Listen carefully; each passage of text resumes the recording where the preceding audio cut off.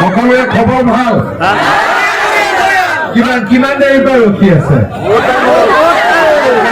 বহুত দেৰি হ'ল না কিমান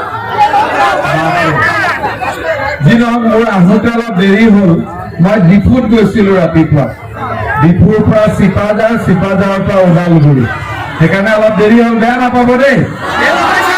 ঠিক আছে আচ্ছা ই বেয়া নাপাব বুলি কৈছে আমি আকৌ এবাৰ বিজেপি আৰু UPPL দলে লগ লাগি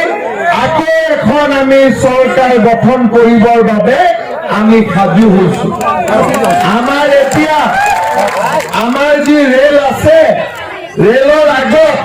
মোদী ডাঙৰীয়া ইঞ্জিন লাগি আছে প্ৰমোদ ডাঙৰীয়া ইঞ্জিন লাগি আছে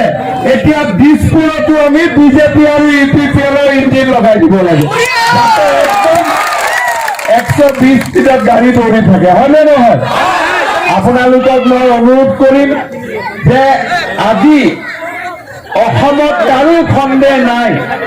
যে বিজেপি UPPL আৰু AGP দলে লগ লাগি চৰকাৰ গঠন কৰিবই তাত আৰু কোনো সন্দেহ নাই এই কথা অসমৰ সকলো মানুহে জানে আমাৰ বিটিআৰ অঞ্চলত আজি আমাৰ প্ৰথমবাৰৰ বাবে বিজেপি আৰু UPPLৰ দলৰ চৰকাৰ হোৱাৰ লগে লগে আজি মানুহৰ মনত এটা নতুন আশাৰ সঞ্চাৰ হৈছে মাত্ৰ দুমাহ চৰকাৰ হোৱাৰ ভিতৰতে ওদালগুৰিত আমি এখন কলেজ আৰু এখন ইঞ্জিনিয়াৰিং কলেজৰ কাম ইতিমধ্যে আমি আৰম্ভ কৰিলো ইতিমধ্যে আমি সিদ্ধান্ত লৈছো যে কোকৰাঝাৰত যি আমাৰ বড়োলেণ্ড ইউনিভাৰ্চিটি আছে তাৰো এটা ইউনিট বা তাৰো এটা কেম্পাছ আমি ওদালগুৰিত খুলিবৰ বাবে ইতিমধ্যে আমি সিদ্ধান্ত লৈছো অৰ্থাৎ 2 মাহ চৰকাৰ চলোতে আজি আমি ইয়াতে engineering college university general college ৰাস্তা ঘাট